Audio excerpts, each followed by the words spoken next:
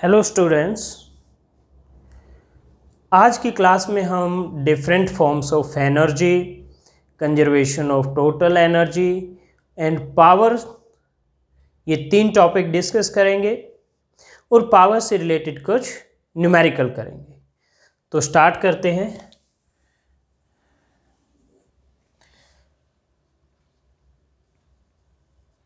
Different forms of energy, different forms of energy जैसे mechanical energy,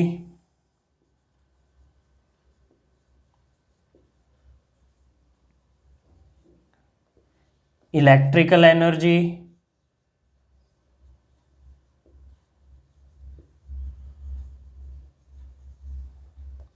heat energy,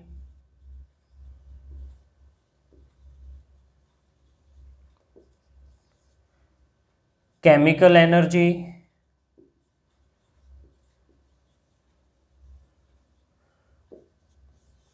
और electrical हो गया, heat हो गया, केमिकल हो गया, मैकेनिकल हो गया, न्यूक्लियर एनर्जी, और भी बहुत सारी टाइप की एनर्जीज हो सकती हैं। और किसी भी ऑब्जेक्ट की टोटल एनर्जी क्या होती है? सभी टाइप की एनर्जीज का sum, that is called total energy. Okay, तो ये सब टाइप ऑफ एनर्जी हमें डिटेल में आपके सिलेबस में रिक्वायर्ड नहीं है कि हम डिटेल में डिस्कस करें, तो हमें सिर्फ इतना ही करना है। उसके बाद है mass energy equivalence relation. Mass energy equivalence relation. तो ये रिलेशन क्या कहता है? Mass and energy are interconvertible. ये है E = mc²। E इसमें एनर्जी है और m मास है, c speed of light. E energy, m mass, c speed of light. c की वैल्यू क्या होती है? 3 × 10⁸ मीटर पर सेकेंड। तो अगर मैं m 1 किलोग्राम ले लूँ तो E की वैल्यू क्या आएगी? m और c का स्क्वायर, तो ये आ जाएगा 9 × 10⁻16 जूल। ओके, और न्यूक्लियर फिजिक्स में और एटॉमिक फिजिक्स में एक और यूनिट ऑफ एनर्जी यूज करते हैं, इलेक्ट्रॉन वोल्ट। EV मतलब इलेक्ट्रॉन वोल्ट। तो 1 इलेक्ट्रॉन वोल्ट होता है 1.6 × 10⁻19 जूल। 1.6 × 10⁻19 जूल। तो ये है mass energy equivalence relation. Next है principle of conservation of energy. Principle of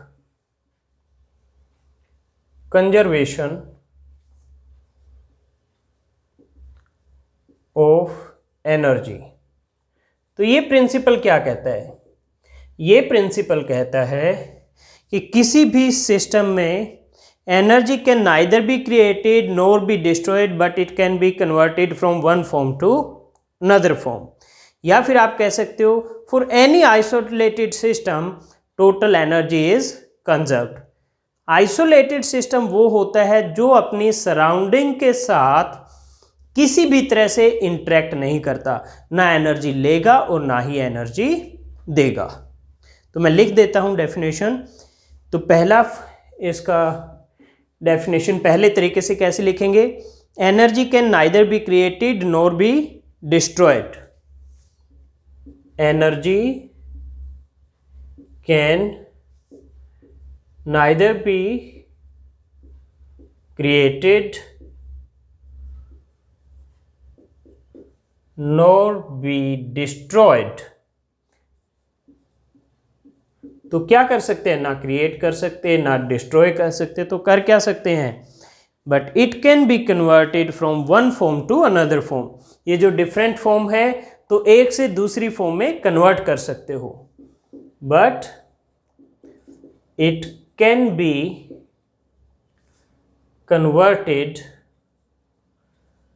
from one form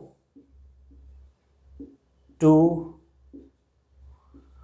another form, one form to another form। या फिर दूसरे तरीके से कैसे लिख सकते हो, total energy of an isolated system remains constant.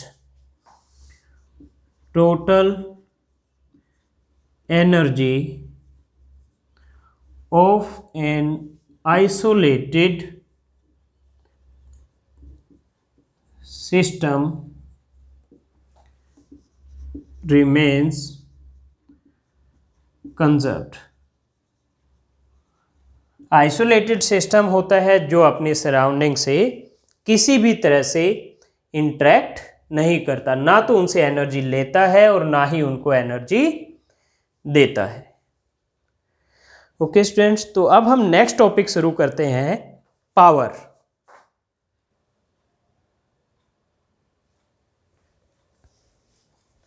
तो इसके लिए मैं पहले इधर से इरेज कर देता हूं।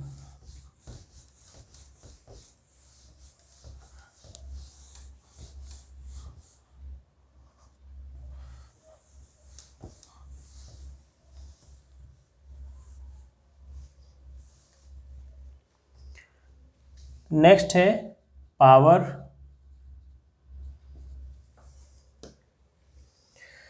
पावर को डिफाइन करते हैं rate of doing work. It is defined as rate of doing work. P से डिनोट करते हैं पावर को, कैपिटल पी से। तो ये क्या, रेट ऑफ डूइंग वर्क, यानी वर्क अपॉन टाइम। वर्क को W से और टाइम को T से लिख सकते हो आप। यूनिट क्या होगी, वर्क की जूल होती है और टाइम की सेकंड। तो जूल पर सेकंड, और वोट भी लिखते हैं इसकी unit, WATT। 1 joule per second is equal to 1 watt. 1 joule per second is equal to 1 watt. Dimension formula क्या होगा पावर का, वर्क का होता है mL²T-2 और डिवाइड बाय टाइम, टाइम का T होता है, तो ये हो जाएगा mL²T-3। डायमेंशन फॉर्मूला ये हो जाएगा। वैसे आप चैप्टर 2 में ऑलरेडी कैलकुलेट भी कर चुके हैं। और P work done upon time dW/dt, मैं इस तरह से भी लिख सकता हूं रेट ऑफ डूइंग वर्क को। dW को, वर्क डन को मैं लिख देता हूं F.dr। F फोर्स है, dr डिस्प्लेसमेंट है, तो F.dr डिवाइड बाई dt।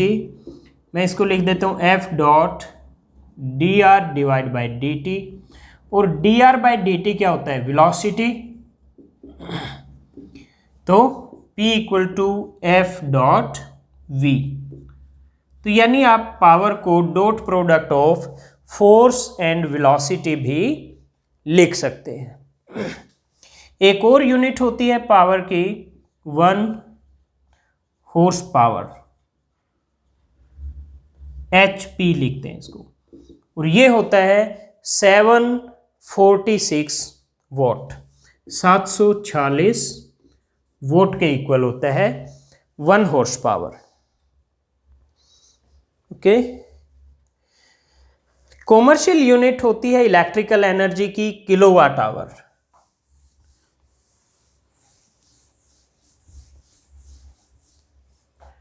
तो मैं यहां लिख देता हूं kilo watt hour, kilowatt hour, KWH। तो ये किलोवाट, किलो मतलब 1000 वाट, यानी 1000 वाट का कोई एप्लायंस आपके घर में 1 आवर के लिए अगर चलता है, यूज होता है, तो वो जो एनर्जी कंज्यूम करेगा उसको क्या कहेंगे? 1 किलोवाट आवर।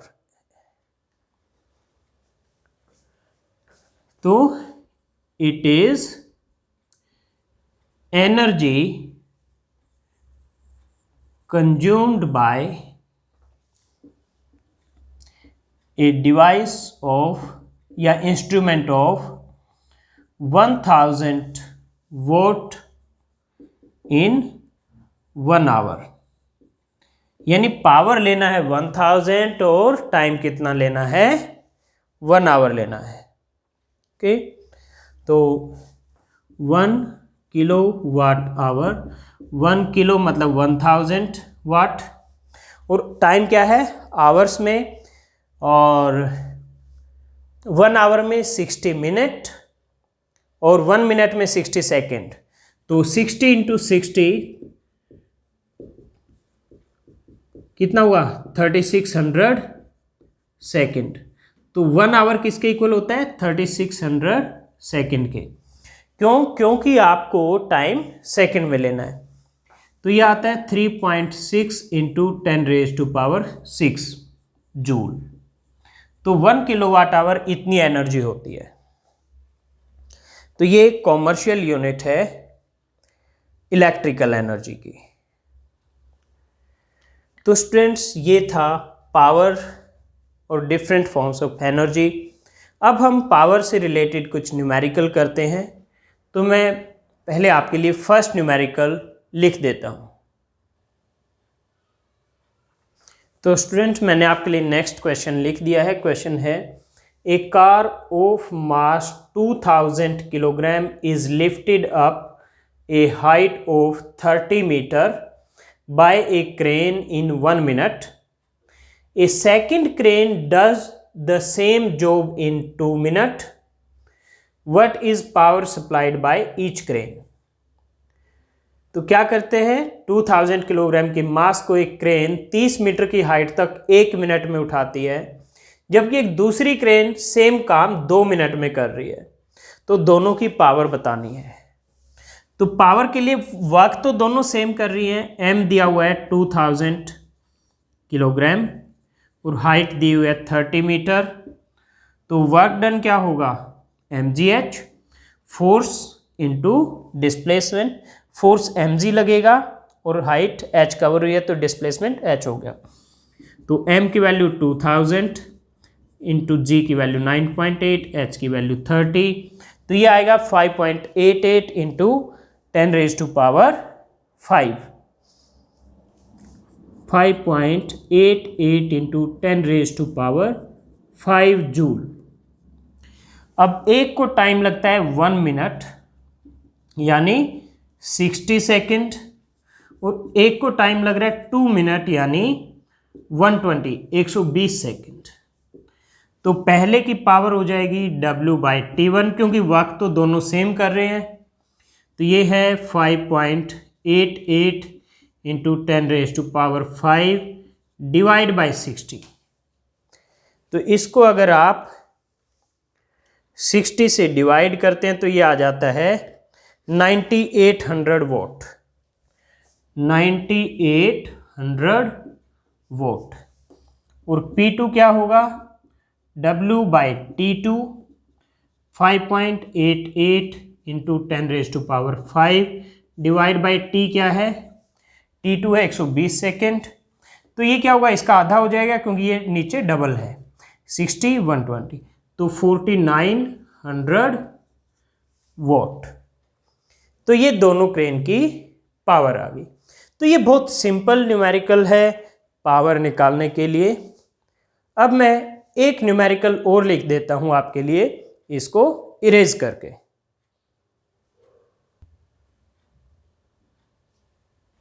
ओके स्टूडेंट्स, मैंने आपके लिए नेक्स्ट न्यूमेरिकल लिख दिया है इरेज करके।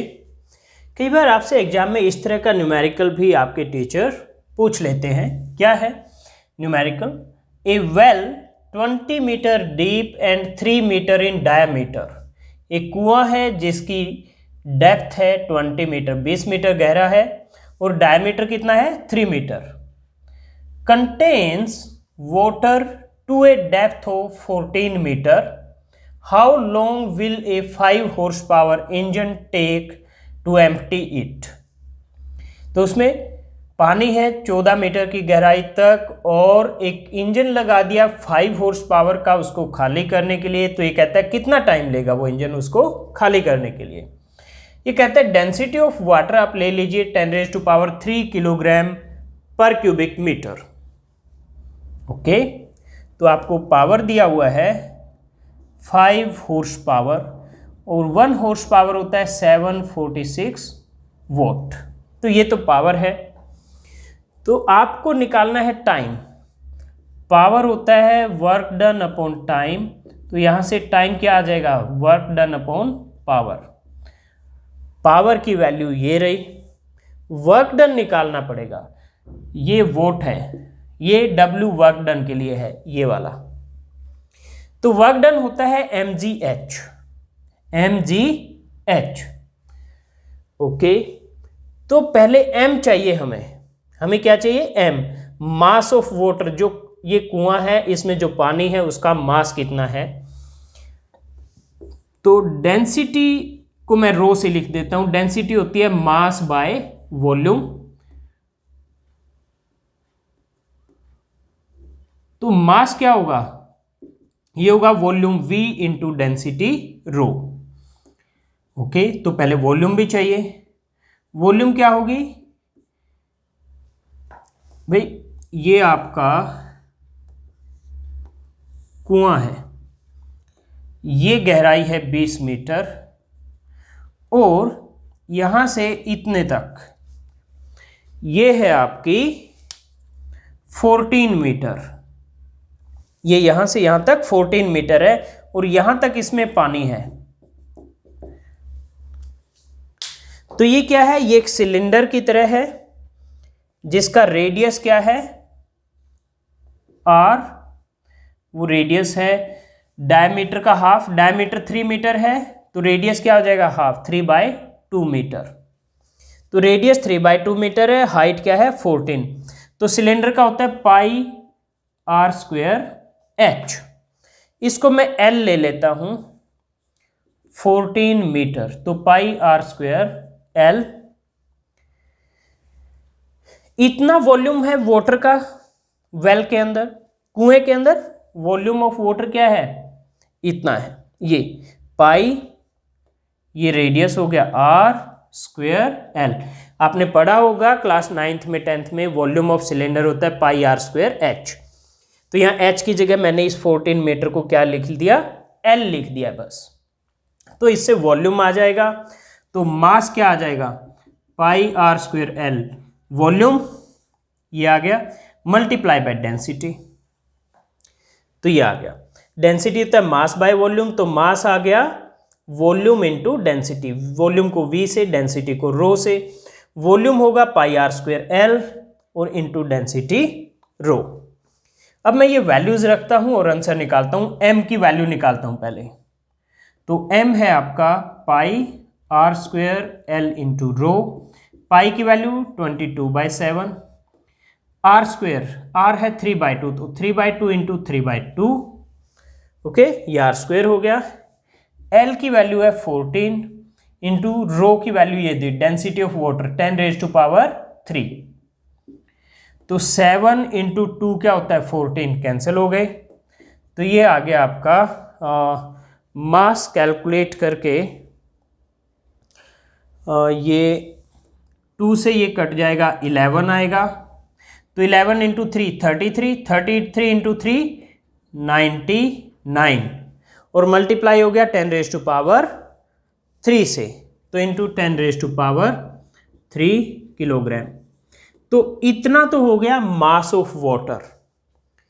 अब निकालना है वर्क डन। वर्क डन होता है mgh, m पता है, g 9.8 होता है, h क्या है, h होता है आपका, जब आप mgh लिखते हो तो h क्या होता है, h वो हाइट होती है जिससे किसी ऑब्जेक्ट को आपने रेज किया है, जितना ऊपर उठाया है।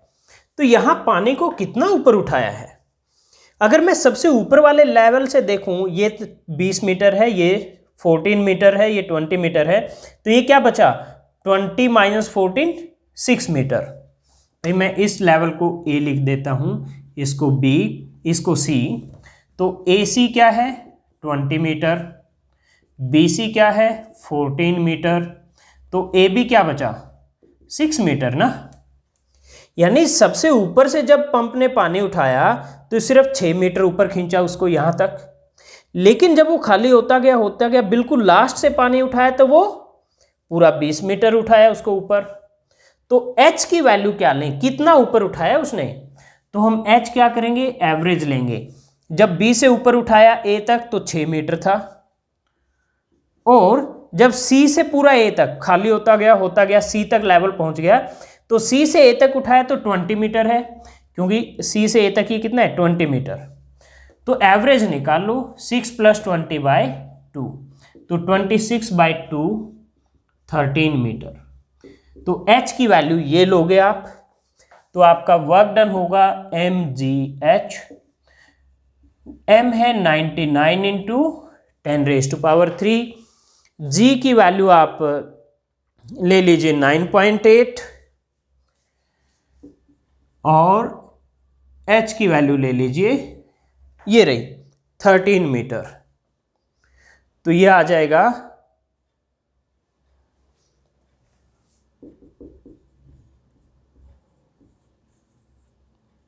इतने जूल।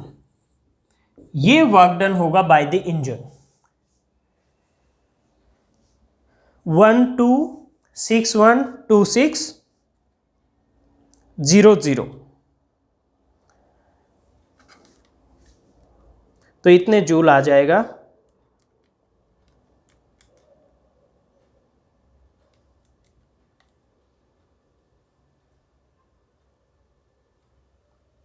अब आपको निकालना है टाइम, तो इक्वेशन 1 में वैल्यू रख दो, T = W/P। W ये है 12612600 डिवाइड बाय पावर क्या है 5 × 746। ओके 5 × 746।